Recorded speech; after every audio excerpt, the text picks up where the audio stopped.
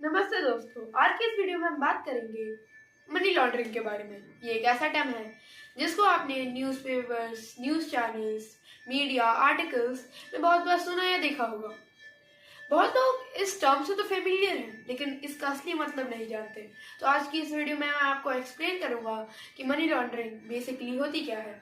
ये एक informative video है, इसलिए आप इसे एंड तक देखिए। तो मनी लॉन्ड्रिंग, आप इस सब से क्या समझते हैं? लॉन्ड्री यानी जब हम अपने किसी गंदे कपड़े को लॉन्ड्री में देते हैं तो वो क्लीन हो जाता है, वो साफ होकर हमें वापस दिया जाता है।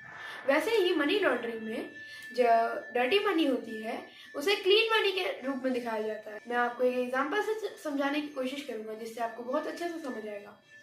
तो मनी लॉन्ड्रिंग उन लोगों के द्वारा किया जाता है जो ब्लैक मनी पोजेस करते हैं एंड उसे क्लीन मनी में कन्वर्ट करके बैंक में डिपॉजिट करना चाहते हैं। तो अगर किसी को ये काम करना है तो वो कैसे करे? मान लीजिए कि एक पाब्लो नाम का बंदा है, उसे कुछ पैसे मिलते हैं कुछ इलीगल काम से। फॉर एग्जाम्पल, उसे इलीगल काम से 20 लाख मिलते हैं और अब वो उन 20 लाख को बैंक में डिपॉजिट करना चाहता है। जब वो बैंक में उन पैसों को डिपॉजिट करने जाएगा तो बैंक उससे क्वेश्चंस पूछेगी कि ये पैसे तुम्हारे पास कहाँ से आए, कौन से बिजनेस से आए और इतने अचानक से कैसे। तो उन्हीं बैंक्स के क्वेश्चंस को आंसर करने के लिए अगर पाब्लो ये बता देता है कि ये सब इलीगल बिजनेस से है, सो वो पकड़ा जाएगा और उसके सारे पैसे ले लिए जाएंगे। तो इसी चीज से बचने के लिए और बैंक में पैसा डिपॉजिट करवाने के लिए बिना कोई सस्पिशन, ऐसे लोग क्या करते हैं कि वो उन पैसों को किसी ऐसे एसेट में डाल देते हैं जो लेजिट हो।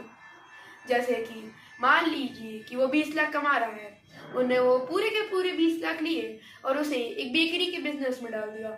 वहां पे असली साफ रख दिया, किचन बना दिया और सेलिंग में शुरू कर दिया और रियल कस्टमर को सर्व करने लगा।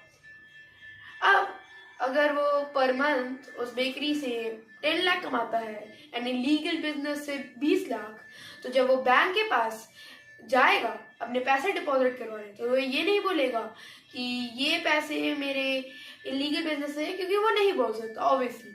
बट वो क्या करेगा कि जो बेकरी से 10 लाख रुपए कमा रहा है उसे वो अपने 20 लाख जो इलीगल बिजनेस से कमा रहा है उसके साथ मिला के बैंक में डिपॉजिट करेगा। तो अगर बैंक उस पर कुछ भी सस्पिशन करती है तो वो उन्हें स्ट्रेटली काउंटर कर सकता है ये कहकर कि उसके पास एक लेजिट बिजनेस है जो अभी भी रन कर रहा है सक्सेसफुली।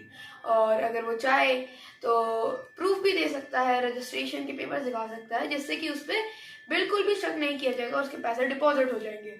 मान लीजिए कि ये तरीका पकड़ा जाता है और गवर्नमेंट को या फिर बैंक अथॉरिटी को शक हो जाता है, तो इसे काउंटर करने के लिए पाब्लो जैसे लोग क्या करते हैं कि वो उन पैसों को एक बैंक अकाउंट से दूसरे बैंक अकाउंट में ट्रांसफर करते रहते हैं, जिससे कि उसकी आइडेंटिटी बदलती रहती है और उन पैसों को ट्रेस करना बहुत मुश्किल हो पाता है।